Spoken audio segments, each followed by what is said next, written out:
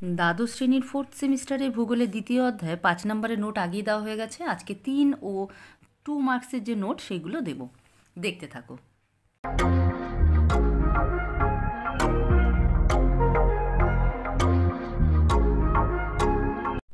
আচ্ছা, প্রশ্ন তোমরা আগেই পেয়ে গেছো। 3 নম্বরের প্রশ্নগুলো আগে উত্তরের নোট দিই। প্রথমে আছে নদীর ক্ষয়কার্যের বিভিন্ন প্রক্রিয়াগুলি লেখো। নদীর ক্ষয়কাজের পদ্ধতিগুলি হলো বা প্রক্রিয়াগুলি হলো, নদী 5টি প্রক্রিয়ায় ক্ষয়কাজ করে। দেখো, পরীক্ষা যদি 3টে প্রক্রিয়া দেয় 3টে লিখবে, যদি কিছু উল্লেখ না করে দেয় তাহলে 3টে লিখতে পারো, 5টা লিখতে পারো।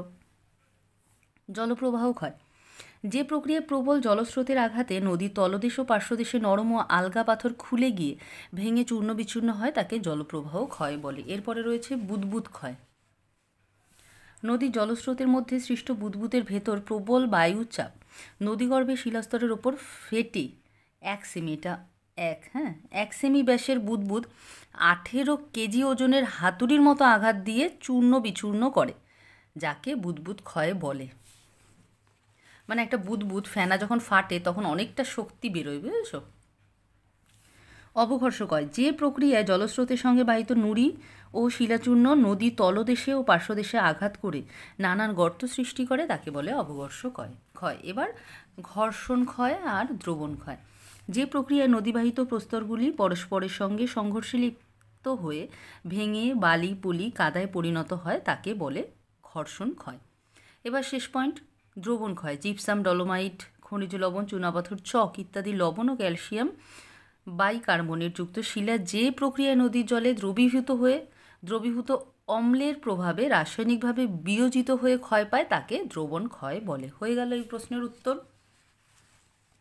3 নম্বরের প্রশ্নের উত্তর মোটামুটি 1 পৃষ্ঠা পর্যন্ত মতো লিখবে। এইরকম হাতের লেখায়। এটা দেখো, একটু ছোট হাতের লেখাতে 1 পৃষ্ঠা হয়নি, কিন্তু তোমাদের মাঝারি হাতের লেখা হলে 1 পৃষ্ঠা হয়ে যাবে। নদীর বহন কার্যের প্রক্রিয়াগুলি লেখো। নদীর বহন কার্যের পদ্ধতি, এইটা লেখা আছে 4টি পদ্ধতিতে করে বহন কাজ। দ্রবণ প্রক্রিয়া, জিপসাম, ডলোমাইট, খনিজ লবণ, চক, চুনাপাথর ইত্যাদি নদীর জলে দ্রবীভূত হয়ে জলের স্রোতে বাহিত হয়, একে দ্রবণ প্রক্রিয়া বলে। এরপরে ভাসমান প্রক্রিয়া, সূক্ষ্ম ও স্বল্প ওজনের পলি বালি কাদা যে প্রক্রিয়ায় নদী জলস্রোতে ভাসমান অবস্থায় ঘুরতে ঘুরতে অন্যত্র বাহিত হয় তাকে বলে ভাসমান প্রক্রিয়া। এরপরে লম্ফদান প্রক্রিয়া, মাঝারি আকারের প্রস্তরখণ্ডগুলি যে প্রক্রিয়ায় জলস্রোতে তাড়িত হয়ে নদীগর্ভে বারবার ধাক্কা খেয়ে 30 থেকে 120 সেমি পর্যন্ত লাফিয়ে লাফিয়ে এগিয়ে চলে তাকে লম্ফদান প্রক্রিয়া বলে। শেষ পয়েন্ট, 4 নম্বর পয়েন্ট এটা। অবঘর্ষ প্রক্রিয়া, বিভিন্ন আকারের বড় ও ভারী প্রস্তরখণ্ড যে প্রক্রিয়ায় জলস্রোতের টানে নদীর তলদেশে গড়িয়ে গড়িয়ে বাহিত হয় তাকে অবঘর্ষণ প্রক্রিয়া বলে। আচ্ছা, এটা অবঘর্ষণ না, আকর্ষণ প্রক্রিয়া। এটা আকর্ষণ প্রক্রিয়া বলে। এরপরে রয়েছে 3 নম্বর প্রশ্ন। এখানে রয়েছে মরু ও উপকূলীয় অঞ্চলে বায়ুর কাজের প্রাধান্যের কারণ। একটু চেপে, এটা ভাঁজ পড়ে গেছে। পৃথিবীর মরু ও উপকূল অঞ্চলগুলিতে বায়ুর কাজের প্রাধান্য দেখা যায়। কারণ হিসেবে বলা যায় বৃষ্টিপাতের অভাব, মরু অঞ্চলে বৃষ্টিপাত প্রায় হয় না বললেই চলে, তাই শুষ্ক ও উষ্ণ বায়ু শক্তিশালী হয়ে বিরামহীন ক্ষয়কার্য করে থাকে। উচ্চ গতির অঞ্চল, উপকূল ও মরু অঞ্চলে গাছপালা ও জনবসতি কম হয়, বায়ু বাধাহীনভাবে প্রবাহিত হয়, ফলে বায়ুর গতিবেগ বেশি হয়। মানে এটা উচ্চ গতিকার বায়ুর উচ্চ গতির অঞ্চল। এরপরে আবহবিকারের প্রাধান্য, মরু ও উপকূল অঞ্চলে তাপের পার্থক্য বা প্রসার অধিক হয়, ফলে যান্ত্রিক আবহবিকারের প্রাধান্য থাকে এবং শিলা ভেঙে বালুকণায় পরিণত হয়। এই বালুকণা ক্ষয়কে ত্বরান্বিত করে। এটা অন্ত্যেষ্ঠ হবে না। এরপরে উদ্ভিদহীন অঞ্চল, উপকূল অঞ্চলে উদ্ভিদের ঘনত্ব যথেষ্ট কম আর মরু অঞ্চল সাধারণত উদ্ভিদহীন হয়, ফলে উদ্ভিদের শিকড় দ্বারা মাটি আবদ্ধ থাকার সুযোগ না থাকায় মাটি যথেষ্ট আলগা হয়ে যায়, ফলে সহজেই দ্রুত ক্ষয় হয়ে বালুকণায় পরিণত হয় মাটি। এরপরে চিত্রসহ বদ্বীপের শ্রেণীবিভাগ করো। আকৃতি অনুসারে বদ্বীপের শ্রেণীবিভাগগুলি হলো, দেখো সাধারণত আকৃতি হিসেবেরটাই আসে পরীক্ষায়। এবার ধরো তোমাদের চিত্রসহ এরকম যদি বলে, কিছু উল্লেখ না করে দেয় তাহলেও এটা লিখবে। আকৃতি অনুসারেও যদি বলে দেয় তাহলেও এটাই লিখবে। প্রথম, ধনুকাকৃতি বদ্বীপ, যে বদ্বীপের সমুদ্রমুখী বহিরেখা সমুদ্রের দিকে ধনুকের মতো বেঁকে থাকে, তাকে ধনুকাকৃতি বদ্বীপ বলে। উদাহরণ নীল, হুয়াংহো, গঙ্গা, ব্রহ্মপুত্র নদীর বদ্বীপ। ছবি এদিকে রয়েছে। এরপরে পক্ষীপাদ বদ্বীপ, পাখির পায়ের মতো। দেখো, যে বদ্বীপের আকৃতি পাখির পায়ের মতো সরু ও লম্বা হয়ে সমুদ্রের দিকে এগোতে থাকে তাকে বলে পক্ষীপাদ বদ্বীপ। উদাহরণ মিসিসিপি নদীর বদ্বীপ, কৃষ্ণা নদীর বদ্বীপ। এরপরে রয়েছে তীক্ষ্ণাগ্র বা কাসপেট বদ্বীপ। এখানে ছবি রয়েছে। যে বদ্বীপে মূল নদীর মোহনাটি করাতের দাঁতের মতো সমুদ্রের দিকে এগিয়ে থাকে তাকে তীক্ষ্ণাগ্র বা কাসপেট বদ্বীপ বলে। উদাহরণ স্পেনের এব্রো নদীর বদ্বীপ, ইতালির টাইবার নদীর বদ্বীপ। এরপরে 4 নম্বর ক্ষারীয় বদ্বীপ। এটা ছবি নেই। যে কোনো নদী একটি দীর্ঘ ও সংকীর্ণ খাড়ির মধ্যে মিলিত হয় তখন বদ্বীপটি খাড়ির মধ্যে আবদ্ধ থাকে, একে ক্ষারীয় বদ্বীপ বলে। আচ্ছা, এখানে একটু ঠিক করে দিই, এটা হবে যদি কোনো নদী একটি দীর্ঘ এবং সংকীর্ণ খাড়ির মধ্যে মিলিত হয় তখন বদ্বীপটি খাড়ির মধ্যে আবদ্ধ থাকে, একে ক্ষারীয় বদ্বীপ বলে। যেমন ফ্রান্সের সেইন নদীর বদ্বীপ। এরপরে রয়েছে উপকূলে শ্রেণীবিভাগ করো। তটরেখার ঠিক পিছনের ভূভাগ উপকূল নামে পরিচিত। উপকূল 4 ধরনের। প্রথমে রয়েছে নিমজ্জিত উপকূল। ভূ আলোড়নের ফলে সমুদ্র উপকূল বসে গেলে অথবা সমুদ্রপৃষ্ঠ উত্থিত হলে উপকূলভাগ জলমগ্ন হয়ে পড়ে, এই ধরনের উপকূলকে বলে নিমজ্জিত উপকূল। আমেরিকা যুক্তরাষ্ট্রের বোস্টন অঞ্চলে এই ধরনের উপকূল দেখতে পাওয়া যায়। এরপরে উত্থিত উপকূল। ভূ আলোড়নের ফলে সমুদ্র উপকূল উত্থিত হয়ে অথবা সমুদ্রবক্ষ বসে, এটা হবে না, একারটা গেলে উপকূল ভাগ সমুদ্রতল থেকে উঁচুতে অবস্থান করে, এই ধরনের উপকূল উত্থিত উপকূল নামে পরিচিত। উদাহরণ ভারতের পূর্ব উপকূল হলোসিন যুগে ভূ আলোড়নের ফলে উত্থিত হয়েছে। মানে ভারতের পূর্ব উপকূল একটা উত্থিত উপকূলের উদাহরণ। এরপরে নিরপেক্ষ উপকূল। ভূপৃষ্ঠে যেসব অঞ্চল ভূ আলোড়ন বা সমুদ্র জলের বৃদ্ধির ফলে উত্থিত বা নিমজ্জিত না হয়ে সম্পূর্ণ ভিন্ন কারণে উপকূল ভাগ গড়ে তোলে তাকে নিরপেক্ষ উপকূল বলে। উদাহরণ গঙ্গা, গোদাবরী, কৃষ্ণা, কাবেরী বদ্বীপ উপকূল রেখা। বরাবর যে উপকূল রেখা সেগুলি হলো নিরপেক্ষ উপকূলের উদাহরণ। এরপরে যৌগিক উপকূল। পৃথিবীর যেসব উপকূলে উত্থান ও নিমজ্জনের চিহ্ন বর্তমান সেই সমস্ত উপকূলকে মিশ্র বা যৌগিক উপকূল বলে। যেমন ভারতের মালাবার উপকূল। এরপরে রিয়া উপকূল ও ডালমেসিয়ান উপকূলের পার্থক্য লেখো। দেখো, এটা কিন্তু যদি এই নোটটা পড়ো তাহলে রিয়া উপকূল সম্পর্কে যদি আসে পরীক্ষা বা রিয়া উপকূলের বৈশিষ্ট্য এগুলো লিখলেই হয়ে যাবে। আর ডালমেসিয়ানের ক্ষেত্রেও এটাই। সবসময় আমি একই কথা বলি, পার্থক্য পড়লে কিন্তু দুটো বিষয় সম্পর্কেই মুখস্থ অটোমেটিক হয়ে যায়। অবস্থান, রিয়া উপকূল নিম্ন ও মধ্য অক্ষাংশে দেখা যায়, ডালমেসিয়ান উপকূল মধ্য অক্ষাংশে দেখা যায়। এক্ষেত্রে উপকূল রেখা ফানেল আকৃতির হয়, এক্ষেত্রে উপকূল রেখা সরল আকৃতির হয়। রিয়া উপকূল মৃদু ঢাল বিশিষ্ট হয়, এটি মাঝারি থেকে অধিক ঢাল বিশিষ্ট হয়। রিয়া উপকূলের গভীরতা বেশি এবং ভূভাগের দিকে গভীরতা হ্রাস পায়। এক্ষেত্রে উপকূলের গভীরতা সমুদ্র থেকে স্থলভাগের দিকে হ্রাস পায়। এরপরে বারখান বালিয়াড়ি ও শিব বালিয়াড়ি। আচ্ছা, এক্ষেত্রে একটা বলে দিই, তোমাদের অনেক সময় মনে হয় কটা পার্থক্য পরীক্ষায় লিখবে, 3 নম্বরের জন্য 3টে পার্থক্য লিখলেই হয়। তবু আমি তোমাদের বলবো একটা দুটো চাইলে বেশি লিখতে পারো, কিংবা ছবি দিতে পারো, উদাহরণ দিতে পারো, তাহলে ফুল মার্কস 3টেতে লিখলে 3ও দিয়ে দেবে। কিন্তু যারা একদম খুব 100% মার্কস 35-এ 35 পেতে চাও তারা একটু বেশি লিখো, কারণ অনেক সময় অনেক টিচার কিন্তু একটু বেশি লেখাটাই পছন্দ করেন। সেক্ষেত্রে কোনো রিস্ক নিয়ে লাভ নেই। এই যে উদাহরণ ছবি এগুলো দেবে তাহলে লেখাটা বেশ ভালো হবে। দেখো, লিখিয়ে দিয়েছি।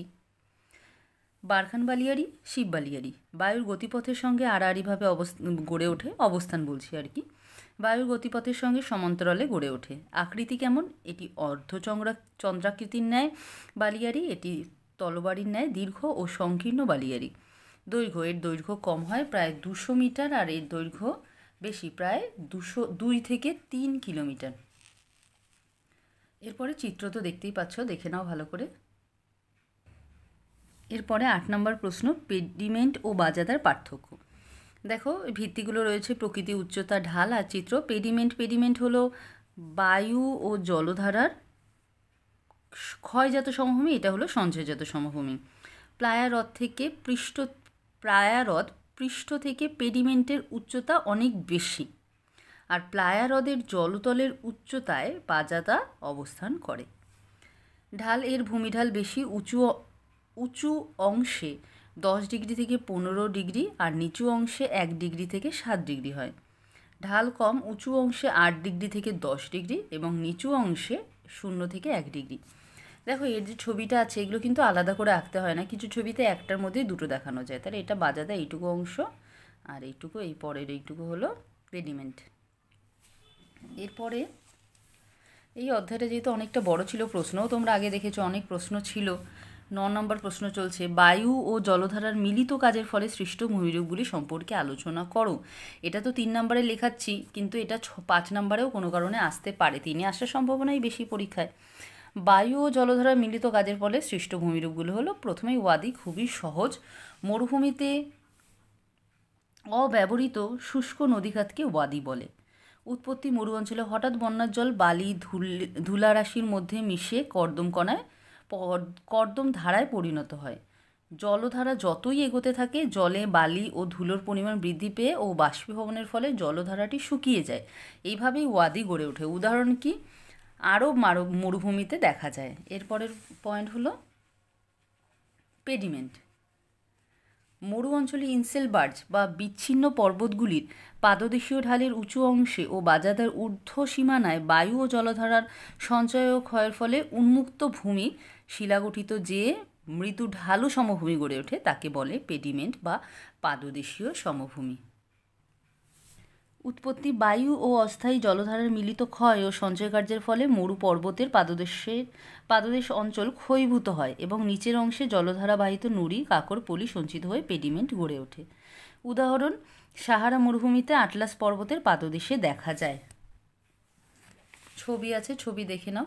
এখানে দেখো ওয়াদিও দেখানো আছে, পেডিমেন্ট দেখানো আছে, বাজাদা যদিও এখানে লেখা নেই, বাজাদা আমি লেখাইনি পয়েন্টটা, আর প্লায়া আছে। এরপরে 3 নম্বর পয়েন্ট হলো প্লায়া হ্রদ। মরুভূমিতে পাহাড় ঘেরা অবনত ভূমিতে জলধারাগুলি মিলিত হয়ে লবণাক্ত জলে যে হ্রদের সৃষ্টি করে তাকে প্লায়া হ্রদ বলে। উৎপত্তি কিভাবে হয়? মরু অঞ্চলে হঠাৎ বৃষ্টিতে ওয়াদিগুলির মধ্যে দিয়ে প্রবাহিত জল বায়ুর অপসারণ ক্ষয়ের ফলে সৃষ্ট মরু পর্বত বেষ্টিত অবনমিত ভূমিতে জমা হয়ে প্লায়া গড়ে ওঠে। জলের সঙ্গে অতিরিক্ত লবণ ধুয়ে আসায় এই প্লায়া হ্রদের জল লবণাক্ত হয়। উদাহরণ, যুক্তরাষ্ট্রের লা প্লায়া বিশ্বের মধ্যে বৃহত্তম, আর ভারতের সম্বর হ্রদও হলো ভারতের মধ্যে বৃহত্তম। এরপরে 10 নম্বরের প্রশ্ন, হিমবাহ ও জলধারার মিলিত কাজের ফলে সৃষ্ট ভূমিরূপগুলি সম্পর্কে লেখো। হিমবাহ ও জলধারার মিলিত কাজের ফলে গঠিত ভূমিরূপগুলি হলো বহুই বিধৌত সমভূমি। প্রথম পয়েন্ট, 3টে পয়েন্ট থাকবে। হিমবাহের পাদদেশে হিমবাহবাহিত টিল পদার্থগুলি, এটা টিল টয়রশিল পদার্থগুলি জলধারার মাধ্যমে ক্রমশ দূরের দিকে ছোট পদার্থ সঞ্চিত হয়ে সুবিস্তৃত যে মৃদু ঢাল সমভূমি গঠন করে তাকে বহিবিধৌত সমভূমি বলে। এরপরে উৎপত্তি, প্রান্ত গ্রাবরেখা থেকে উৎপন্ন জলধারাগুলি প্রান্ত গ্রাবরেখার কাছে ভারী ও বড় টিল ক্রমশ দূরের দিকে হালকা ও সূক্ষ্ম পদার্থ হিমবাহের পাদদেশে নিম্নভূমিতে সঞ্চিত করে এই সমভূমি গঠন করে। দেখো, প্রান্ত গ্রাবরেখা থেকে উৎপন্ন জলধারাগুলি, যেখানে বরফ গলে গেল সেখানে জলধারাগুলি প্রান্ত গ্রাবরেখার কাছে ভারী বড় টিল ক্রমশ দূরের দিকে, মানে একদম যেখানে গলে যায় সেখানে বড় বড় অংশগুলো, কিন্তু পরের দিকে গিয়ে এই ছোট ছোট অংশগুলো সঞ্চিত হয়ে, যে গ্রাবরেখার ছোট ছোট পদার্থগুলো সেগুলো সঞ্চিত হয়ে একটু দূরের দিকে যে সমভূমি গঠন করে তাকে বলা হয় বহিবিধৌত সমভূমি। যাই হোক, এখানে একটু বোঝালাম, আমার তো এই বোঝানোর ভিডিও আগেই করা আছে। উদাহরণ হলো আল্পস পার্বত্য অঞ্চলে উপত্যকার পার্শ্বদেশে দেখা যায়। এরপরে ড্রামলিন, হিমবাহ বাহিত বিভিন্ন আকারের পাথরখণ্ড, নুড়ি, বালি, পলি, কাদা পর্বতের পাদদেশে সঞ্চিত হয়ে নিম্নভূমিতে যে উল্টানো নৌকা বা ডিম আকৃতির টিলা ইতস্তত ছড়িয়ে থাকে তাকে ড্রামলিন বলে। উৎপত্তি কিভাবে হয়? হিমবাহের অগ্রগমনের সময় টিল সঞ্চিত হয় এবং দ্বিতীয় পর্যায়ে হিমবাহের আবার অগ্রগমনের ফলে পূর্বের অবক্ষেপ পরিমার্জিত হয়ে আদর্শ ড্রামলিন দেখা যায় বহিবিধৌত সমভূমিতে। উদাহরণ কোথায় দেখা যায়? যুক্তরাষ্ট্রের মধ্য নিউ ইয়র্ক রাজ্যে একসঙ্গে 10,000 ড্রামলিন দেখা যায়। এরপরে শেষ ভূমিরূপ 3 নম্বর ভূমিরূপ এস্কার। হিমবাহ বাহিত বিভিন্ন আকারের পাথরখণ্ড পর্বতের পাদদেশে নিম্নভূমিতে সঞ্চিত হয়ে যে আঁকাবাঁকা শৈলশিরার মতো ভূমিরূপ গঠন করে তাকে এস্কার বলে। উৎপত্তি: হিমবাহ গলে যাওয়ার সময় হিমাবদ্ধ গ্রাবরেখার পদার্থ একসঙ্গে হিমতল ও ভূমি গ্রাবরেখার উপর থিতিয়ে পড়ে শৈলশিরার আকারে এস্কার তৈরি করে। উদাহরণ কোথায় দেখা যায়? ইউরোপের ফিনল্যান্ডে পুনকাহারু এ দেখা যায়। এরপরে 11 নম্বরে গিরিখাত ও ক্যানিয়নের পার্থক্য। ভিত্তি: গিরিখাত, ক্যানিয়ন। আকৃতি: এটি ইংরেজি অক্ষর ভি আকৃতির মতো দেখতে, এটি আই আকৃতির মতো দেখতে। ভূমিরূপ: এটি ক্যানিয়নের চেয়ে কম গভীর ও সংকীর্ণ, ক্যানিয়ন অত্যন্ত গভীর ও সংকীর্ণ। জলবায়ু: বৃষ্টিপাতযুক্ত আর্দ্র অঞ্চলে গিরিখাত দেখা যায়, বৃষ্টিপাতহীন মরুপ্রায় অঞ্চলে ক্যানিয়ন দেখা যায়। এখানে দেখো ছবি আছে, এইখানে যে এই যে ছোট্ট এইটুকু, এইটা হলো জল, আর এইখানে এইটা হলো জল, এই যে এইটুকু চিত্র হলো। এরপরে জলধারা ও ভৌমজলের মিলিত কাজের ফলে গঠিত ভূমিরূপ সম্পর্কে লেখো। জলধারা ও ভৌমজলের মিলিত কার্যের ফলে গঠিত ভূমিরূপগুলি হলো সিঙ্কহোল। 3টে পয়েন্ট থাকবে এখানে। চুনাপাথর গঠিত অঞ্চলে কার্বনিক অ্যাসিড মিশ্রিত জল দ্রবণ প্রক্রিয়ায় ক্ষয় কাজ করে ভূপৃষ্ঠে ফানেল আকৃতি মুখযুক্ত যে ক্ষুদ্র ক্ষুদ্র গর্ত সৃষ্টি করে তাকে সিঙ্কহোল বলে। উদাহরণ হলো ভারতের উত্তরাখণ্ডের দেরাদুনে অসংখ্য সিঙ্কহোল আছে। শুষ্ক উপত্যকা: কার্স্ট অঞ্চলে সিঙ্কহোল বা সোয়ালো হোলে প্রবিষ্ট মানে ঢুকে যাওয়া নদী ভাটির দিকে নিম্ন প্রবাহে ভূপৃষ্ঠস্থ নদী উপত্যকা জলশূন্য হয়ে পরিত্যক্ত অবস্থায় পড়ে থাকে। এই উপত্যকাকে বলে শুষ্ক উপত্যকা। এটা দেখবে যে ভিডিওতে আমি এই অধ্যায়ে বুঝিয়েছি, খুব ভালো করে বোঝানো আছে, ওখান থেকে তোমরা কিন্তু দেখবে। 3 নম্বর পয়েন্ট হলো অন্ধ উপত্যকা। কার্স্ট অঞ্চলে সিঙ্ক বা সোয়ালো হলে প্রবিষ্ট নদীর উজানের দিকে ঊর্ধ্ব প্রবাহে ভূপৃষ্ঠস্থ নদীতে জলপ্রবাহের প্রবল নিম্ন ও উৎসমুখী ক্ষয়কাজের ফলে যে সুগভীর ও সংকীর্ণ কানাগলির মতো উপত্যকা সৃষ্টি করে তাকে অন্ধ উপত্যকা বলে। এরপরে জলপ্রপাতের পশ্চাৎ অপসারণ হয় কেন? 13 নম্বর প্রশ্ন। পৃথিবীর কোনো কোনো জলপ্রপাত বহু ক্ষেত্রে সময় সাপেক্ষে পিছনের দিকে অর্থাৎ নদীর উৎসের দিকে পশ্চাৎ অপসারণ করে। এর প্রধান কারণগুলি হলো, প্রথম কারণ দেখো, কঠিন ও কোমল শিলার অনুভূমিক অবস্থান। জলপ্রপাতের জল নিচের কোমল শিলাস্তরকে সহজেই ক্ষয় করতে থাকে, ফলে ওপরের কঠিন শিলাস্তর নিচের অংশ ক্রমশ ফাঁকা হতে থাকে। একসময় অবলম্বন হারিয়ে কঠিন শিলাস্তরের কিছু অংশ ভেঙে পড়ে, এর ফলে জলপ্রপাত পশ্চাৎ অপসারণ করে। আর একটা পয়েন্ট আছে, নদীর মস্তকমুখী বা উৎসমুখী ক্ষয়। নদী তার গতিপথের ভূমিঢাল পর্যায়িত করার জন্য নদীর মস্তক বা উৎসের দিকে ক্ষয় করতে থাকে। নদী যতই উৎসের দিকে ক্ষয় করে ততই জলপ্রপাত পশ্চাৎ অংশে অপসারিত হয়। নিকবিন্দুতে সৃষ্ট জলপ্রপাতগুলি এভাবে পিছনের দিকে সরতে থাকে। এরপর আরেকটা প্রশ্ন, সব নদীর মোহনায় বদ্বীপ গড়ে ওঠে না, কারণ ব্যাখ্যা করো। কেন সব নদীর মোহনায় বদ্বীপ গড়ে ওঠে না? আমাজন, কঙ্গো, নর্মদা, তাপ্তি নদীর মোহনায় বদ্বীপ গঠিত হয় না, কারণ স্বল্প দীর্ঘ নদী। উৎস থেকে মোহনা অবধি নদীর দৈর্ঘ্য কম হলে নদীবাহিত পদার্থও কম হয়, তাই নদী বদ্বীপ গড়ে ওঠে না। নদীর বোঝা: নদীতে পলি, বালি, কাদা প্রভৃতি বোঝার পরিমাণ কম হলে অথবা নদীবাহিত বোঝাগুলি সূক্ষ্ম থেকে সূক্ষ্মতর হলে তা অতি সহজে জলস্রোতের দ্বারা ভাসতে ভাসতে বহুদূরে সঞ্চালিত হয়ে বদ্বীপ গঠনে বাধা সৃষ্টি করে। 3 নম্বর পয়েন্ট, সমুদ্রের প্রকৃতি। নদীর মোহনার নিকটে সমুদ্র অশান্ত হলে অর্থাৎ জোয়ার ভাটা বা সমুদ্র স্রোতের প্রকোপ বেশি হলে তা বদ্বীপ গঠনের ক্ষেত্রে বাধা সৃষ্টি করে। এরপরে সোয়াশ আর ব্যাকওয়াশের পার্থক্য। এটা ব্যাকওয়াশও বলে। ভিত্তি: উৎপত্তি: অনুদৈর্ঘ্য তরঙ্গ ভেঙে সোয়াশ সৃষ্টি হয়। সোয়াশ সৃষ্টির পর সোয়াশের জলরাশি ভূমিঢাল বরাবর নিম্নমুখী হয়ে এটি সৃষ্টি হয়। প্রবাহের স্থান সমুদ্র জলের উপরিভাগ দিয়ে প্রবাহিত হয়, তাই একে পৃষ্ঠতরঙ্গ বলে। সোয়াশের নিম্নাংশ দিয়ে প্রবাহিত হয়, তাই একে অন্ততরঙ্গ বলে। গতি প্রবাহ সমুদ্র থেকে এসে অগভীর উপকূল পেরিয়ে সৈকতের উপর আছড়ে পড়ে। সৈকত থেকে উপকূল পার হয়ে সমুদ্রমুখী ফিরে যায়। আচ্ছা, পার হয়ে, এটা সমুদ্র সৈকত থেকে উপকূল পার হয়ে সমুদ্র মুখে, হ্যাঁ, সমুদ্রমুখে ফিরে যায়। এরপরে গঠনকারী ও বিনাশকারী তরঙ্গের পার্থক্য। ভিত্তি, সংজ্ঞা, উৎপত্তি, আর নিচে আছে তরঙ্গ গতি। গঠনকারী তরঙ্গ, বিনাশকারী তরঙ্গ। যে তরঙ্গ দ্বারা উপকূল ভাগে সঞ্চয় ঘটে উপকূল ক্রমশ প্রশস্ত হয় তাকে গঠনকারী তরঙ্গ বলে। যে তরঙ্গ দ্বারা উপকূল ক্ষয়ীভূত হয়ে ক্রমশ সংকীর্ণ হয় তাকে বলে বিনাশকারী তরঙ্গ। উৎপত্তি, শান্ত বাতাসের প্রভাবে এই স্বল্প শক্তিশালী তরঙ্গের সৃষ্টি হয়। প্রবল বাতাস ও ঝড়ের প্রভাবে এই প্রবল শক্তিশালী তরঙ্গ সৃষ্টি হয়। তরঙ্গ গতি, এই তরঙ্গ গতি ধীর গতি সম্পন্ন। এই তরঙ্গ অত্যন্ত গতিবেগ সম্পন্ন।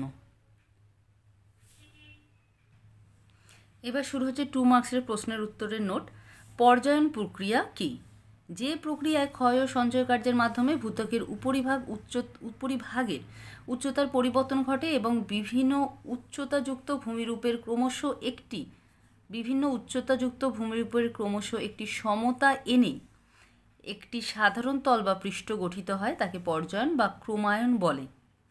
এর জন্য ভূবিজ্ঞানী চেম্বারলিন ও সলিসবেরি, এটা বহির্জাত প্রক্রিয়াগুলিকে পর্যায়ন বা ক্রমায়ন প্রক্রিয়া বলেছেন। অবরোহণ ও আরোহণ প্রক্রিয়ার সম্মিলিত ফল হল পর্যায়ন প্রক্রিয়া। এরপরে ষষ্ঠ ঘাতের সূত্র। নদীর বহন ক্ষমতা নির্ভর করে তার শক্তির উপর। আবার নদীর শক্তি নির্ভর করে নদীর গতিবেগ, জলের পরিমাণ ও শিলাখণ্ডের আকৃতির ওপর। পরীক্ষায় দেখা গেছে নদীতে জলের পরিমাণ বৃদ্ধি পেলে বহন ক্ষমতাও বৃদ্ধি পায়, কিন্তু নদীর গতিবেগ দ্বিগুণ বৃদ্ধি পেলে তার বহন ক্ষমতা 2⁶ মানে 64 গুণ বৃদ্ধি পায়। একে বলে ষষ্ঠ ঘাতের সূত্র। এরপরে তরঙ্গ ভঙ্গ বা ঊর্মি ভঙ্গ কি? আচ্ছা, 1 মিনিট দেখি এটা এখানেই শেষ হবে কিনা। হ্যাঁ, ঊর্মি শব্দটির অর্থ ঢেউ বা তরঙ্গ। অনুদৈর্ঘ্য তরঙ্গ তটভূমির দিকে অগ্রসরকালে তরঙ্গ সমুদ্রবক্ষে ধাক্কা লেগে এবং তরঙ্গ শীর্ষ ভারসাম্য হারিয়ে তরঙ্গ অবয়ব হুমড়ি খেয়ে কুণ্ডলিত হয়ে ভেঙে পড়াকে বলা হয় তরঙ্গভঙ্গ বা ঊর্মিভঙ্গ। এই যেখানে সমুদ্র একদম পাড়ে এসে জল যেখানে ভেঙে পড়ে সেই বিষয়টিকেই বলছে ঊর্মিভঙ্গ। এরপরে হামাদা।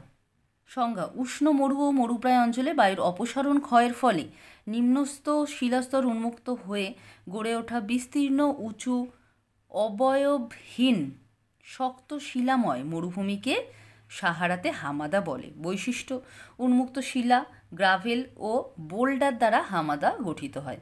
বায়ুর অপসারণ ক্ষয়কার্যের ফলে এই মরুভূমির সৃষ্টি হয়। উদাহরণ: চীন ও মঙ্গোলিয়ার গোবি মরুভূমিতে হামাদা দেখতে পাওয়া যায়। এরপরে ধ্রিয়ান। 5 নম্বর শর্ট কোয়েশ্চেন, ধ্রিয়ান। মরুভূমিতে প্রবল বায়ু প্রবাহের ফলে বালিয়াড়ির প্রতিবাত দিকের বালিকণা উড়ে গিয়ে অনুবাদ অংশে জমা হয়ে ক্রমশ বায়ুপ্রবাহের সম্মুখের দিকে অগ্রসর হতে থাকে। এই গতিশীল বালিয়াড়িকে চলমান বালিয়াড়ি বলে। বায়ুপ্রবাহের দিকে ক্রমাগত চলমান বালিয়াড়িকে ভারতের রাজস্থানের মরুস্থলীতে ধ্রিয়ান বলে। মানে মেন কথা, চলমান বালিয়াড়িকেই ভারতের রাজস্থানের মরুভূমিতে ধ্রিয়ান বলে। বৈশিষ্ট্য: এগুলি সর্বদা গতিশীল ও অস্থায়ী প্রকৃতির হয়ে থাকে। প্রবল বায়ুপ্রবাহের গতির অভিমুখে উন্মুক্ত বালিয়াড়ি এগিয়ে যায়। এরপর একদম শেষ প্রশ্ন, রেক কি? সংজ্ঞা: উষ্ণ মরু ও মরুপ্রায় অঞ্চলে বায়ুর অপসারণ ক্ষয়কার্যের ফলে অবশিষ্ট কোণযুক্ত শিলাখণ্ড এবং পেবিল ও কবিলের টুকরো ঘনভাবে আচ্ছাদিত মরুভূমিকে আলজেরিয়ায় রেক বলে। বৈশিষ্ট্য: কোণযুক্ত পেবিল ও কবিলের টুকরো দ্বারা এগুলি গঠিত হয়। বায়ুর যান্ত্রিক আবহবিকার ও অপসারণ ক্ষয়কাজের ফলে এই মরুভূমির সৃষ্টি হয়। উদাহরণ সাহারা ও বৃহৎ অস্ট্রেলীয় মরুভূমিতে রেগ দেখা যায়। তাহলে এই দ্বিতীয় অধ্যায়ের সমস্ত নোট কিন্তু দেওয়া হয়ে গেল। আমি একটা কথাই বারবার বলবো, প্রত্যেকটি ভিডিওর শেষে ডেসক্রিপশানটা তোমরা চেক করবে, ওখানে কিন্তু আমার প্রত্যেকটা ধরনের ভিডিওর প্লে লিস্টের লিঙ্ক থাকবে। মানে আমি 3-4 ধরনের ভিডিও দিই, এক প্র্যাকটিক্যাল, আর একটা প্রত্যেক অধ্যায়ভিত্তিক প্রশ্ন, প্রত্যেক অধ্যায়ভিত্তিক নোট এবং প্রত্যেক অধ্যায়ভিত্তিক বোঝানো, এই 4 টাইপের প্লেলিস্ট আমার আছে করা। সেগুলোর লিঙ্ক কিন্তু তোমরা ডেসক্রিপশানে পেয়ে যাবে। যে দেখেছো আগে তারা পরেরটা দেখো, যে দেখোনি প্রথম থেকে দেখো। তাহলে আমি জানি তোমরা কী কী ভিডিও চাইছো, প্রত্যেকটা কমেন্ট আমি খেয়াল করি। তো ধৈর্য হারিও না, আমি পরপর দিতে থাকবো। অ্যাকচুয়ালি ভিডিও বানাতে বেশ সময় লাগে। তো আমি চারিদিকটা যেহেতু দিচ্ছি, একেবারে প্রশ্ন দিচ্ছি, উত্তর দিচ্ছি, বোঝাচ্ছি, প্র্যাকটিক্যালের নোট দিচ্ছি, সেই কারণে একটু তোমরা আমার সাথে সাথে চলো, দেখবে আমি পুরোটাই শেষ করে দেবো। তাহলে তোমাদের আরও প্রশ্ন থাকলে আমাকে জানিও, বুঝতে কোনো অসুবিধা হলে জানিও। তাহলে আজকের জন্য এখানেই শেষ করছি। খুব তাড়াতাড়ি তোমাদের প্রয়োজনীয় আরও অনেক ভিডিও নিয়ে আসতে চলেছি।